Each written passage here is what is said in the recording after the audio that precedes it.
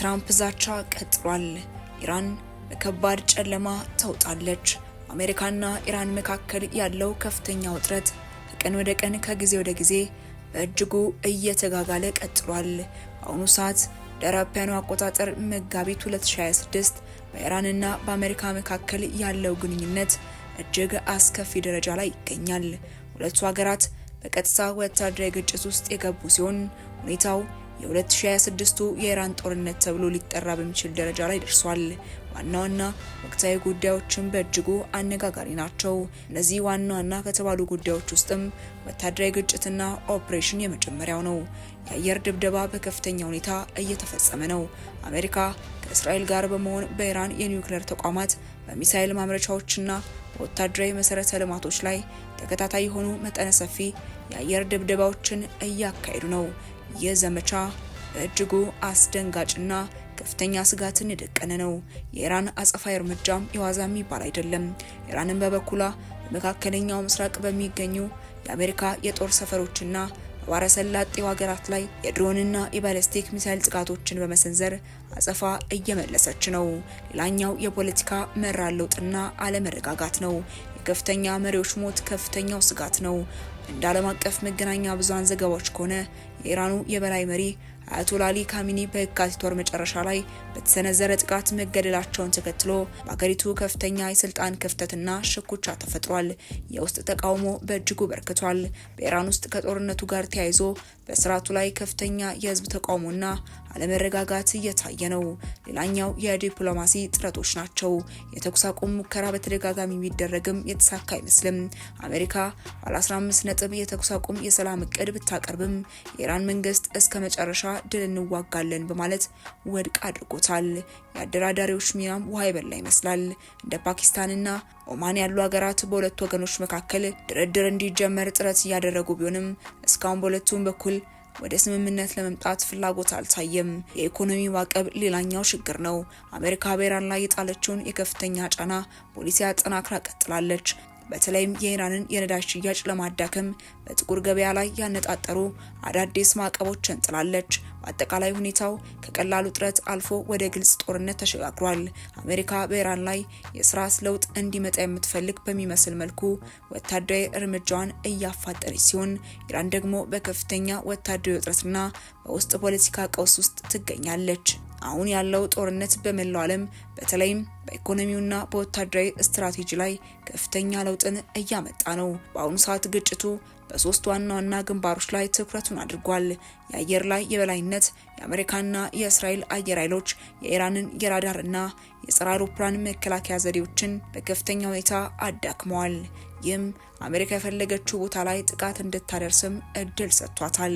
ከሚሳኤል ጥቃቱ ጎን ለጎን የኢራን የኤሌክትሪክ ኃይል አቅርቦት፣ የኮሚኒኬሽን መረቦችና የባንክ ስርዓቶች በከፍተኛ የሳይበር ጥቃት ምክንያት ሽባ ሆነዋል።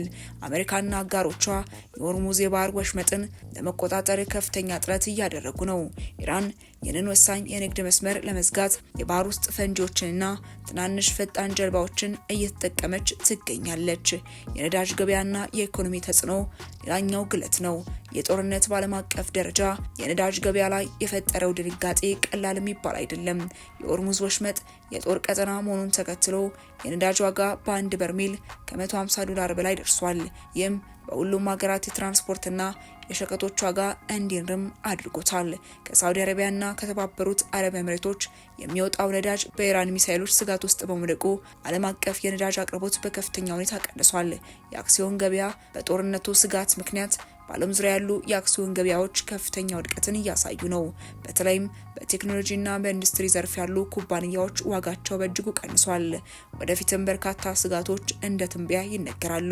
በሊባኖስ የሚገኘው ሄዝቦላና በየመን የሚገኙት ሁቲዎች በሳውዲና በእስራኤል ላይ ጥቃታቸውን አጠናክረዋል።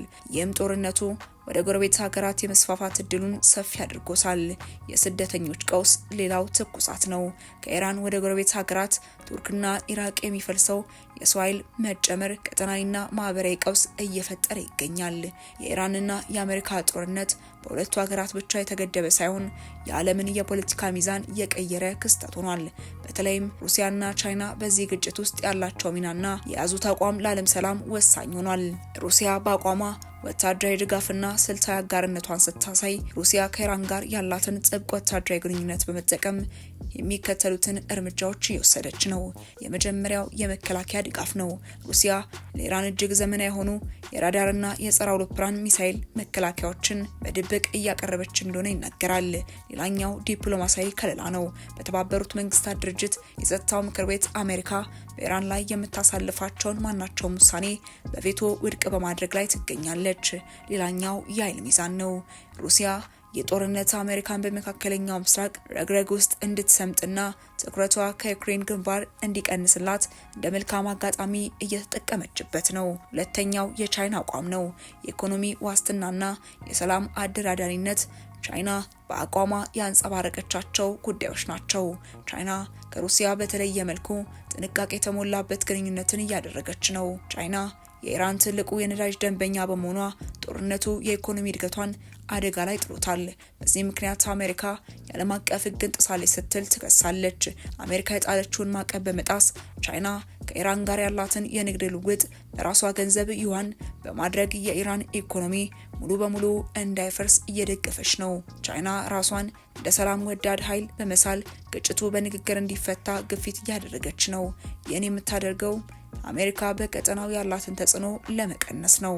በተጨማሪም እንደ ፈረንሳይና ጀርመን ያሉ የአውሮፓ ሀገራት በጦርነቱ ምክንያት ሊመጣ የሚችለውን የስደተኞች ጎርፍና የነዳጅ ዋጋ ንረት በመፍራት አሜሪካ ከኢራን ጋር ወደ ድርድር እንድትመለስ በከፍተኛ ሁኔታ እየወተወቱ ነው። በተቃራኒው እንግሊዝ ከአሜሪካ ጋር በመሆን በወታደራዊ ዘመቻው ላይ በንቃት እየተሳተፈች ትገኛለች። አሁን ያለው ሁኔታ ዓለምን ወደ ሁለት ጎራ የከፈለ ይመስላል። አንደኛው የምዕራባውያን ጎራ ሲሆን ሁለተኛው ደግሞ የምስራቃውያን ጎራ ነው። የምዕራባውያን ጎራ አሜሪካ፣ እስራኤልና እንግሊዝ የኢራንን ስርዓት ለመቀየር የሚሰሩ አካላት የተሰለፉበት ሲሆን ሁለተኛው ደግሞ የምስራቃውያን ጎራ ሩሲያ፣ ቻይናና ሰሜን ኮሪያ ኢራን እንዳትወድቅና የአሜሪካ ተጽዕኖ እንዲገታ የሚፈልጉ አገራት ናቸው። ይህ ሁኔታ ወደ ሶስተኛው ዓለም ጦርነት እንዳያመራ ዓለም አቀፍ ስጋትም በከፍተኛ ሁኔታ ነግሷል። በተጨማሪም በኢራን ውስጥ ያለው የውስጥ ሁኔታ አሁን ካለው ውጫዊ ጦርነት ባልተናነሰ ሁኔታ እጅግ ውጥረት የነገሰበት ነው። አገሪቱ በሁለት እሳት መካከል ትገኛለች። በአንድ በኩል የአሜሪካ ድብደባ፣ በሌላ በኩል ደግሞ የቆየው የህዝብ ብሶት የፈጠረው አመጽ። በኢራን የነጻነት ጥሪና የህዝብ ተቃውሞ፣ የመሪዎች መታጣት፣ የአያቶላ አሊ ካሚኒ መሞት ወይም ከእይታ መሰወርን ተከትሎ ለዓመታት ታፍኖ የነበረው የህዝብ ቁጣ በጎዳናዎች ላይ ፈንድቷል። ሴት ህይወት፣ ነጻነት ቀደም ሲል የነበረው የተቃዋሚዎች መፈክር አሁን ወደ ስርዓቱ ይውደም ተቀይሯል። በተለይም በትልልቅ ከተሞች ቴህራን፣ ኢስፋሃንና ሺራዝ ወጣቶችና ሴቶች የመንግስትን የጸጥታ መዋቅር በግልጽ እየተጋፈጡ ይገኛሉ። የጸጥታ ኃይሉ መከፋፈል ደግሞ ሌላኛው ስጋት ነው። የአብዮታዊው ዘበኛ እና መደበኛው ጦር በኢራን ታማኝ የአብዮታዊ ዘበኞችና በመደበኛው የሀገር መከላከያ ሰራዊት መካከል መከፋፈል እየታየ ነው። አንዳንዶቹ ዝቅተኛ መኮንኖች በገዛ ወገኖቻቸው ላይ ላለመተኮስ ትዕዛዝ እምቢ እያሉ እንደሆነ ሪፖርቶች ይጠቁማሉ። መንግስት ተቃውሞውን ለመጨፍለቅ የባሲጅ ሚሊሻዎችን በስፋት እያሰማራ ቢሆንም በጦርነቱ ምክንያት ትኩረታቸው በመከፋፈሉ እንደ ድሮ ተቃውሞውን መቆጣጠር አልቻሉም። በውጭ ሀገራት የሚገኙ የኢራን ተቃዋሚዎች ጊዜያዊ የሽግግር መንግስት ለማቋቋም ጥረት እያደረጉ ይገኛሉ። በኢራን ዳርቻዎች የሚገኙ እንደ ኩርዶች፣ ባሎችና አዙሪዎች ያሉ አናሳ ብሔረሰቦች ይህንን አጋጣሚ በመጠቀም የራሳቸውን የራስ ገዝ አስተዳደር ለመመስረት ወታደራዊ እርምጃ እየወሰዱ ይገኛሉ። የሰብአዊ ቀውሱም እጅግ ተጧጥፎ ቀጥሏል። ኢራን አሁን ላይ በጨለማ እንደተዋጠች በስፋት ይነገራል። የትራምፕ ዛቻም ቀጥሏል። ፕሬዝዳንት ዶናልድ ትራምፕ ኢራን የሆነ ምክንያት ፈጥራ ስምምነት የማትፈጥር ከሆነ አሜሪካ የኢራንን ሁሉንም የኤሌክትሪክ ማመንጫ ፋብሪካዎቿን፣ የነዳጅ ጉድጓዶቿን፣ የካርግ ደሴትንና ምናልባትም ሁሉንም የጨዋማ ውሃ ማጣሪያዋን ሙሉ በሙሉ በሚባል ደረጃ እንደሚያወድሙም ገልጸዋል። ጡዘቱ አሁንም እየተቀጣጠለ ዓለም በዚህ ነገር እጅግ እየተጋጋለች ቀጥላለች። ውድ ተመልካቾቻችን ለሳቱ የነበረን መረጃ ይህን ይመስል ነበር። አብራችሁን ስለነበራችሁ እጅግ አድርገን እናመሰግናለን። በቀጣይ እስክንገናኝ ድረስ መልካም ቆይታ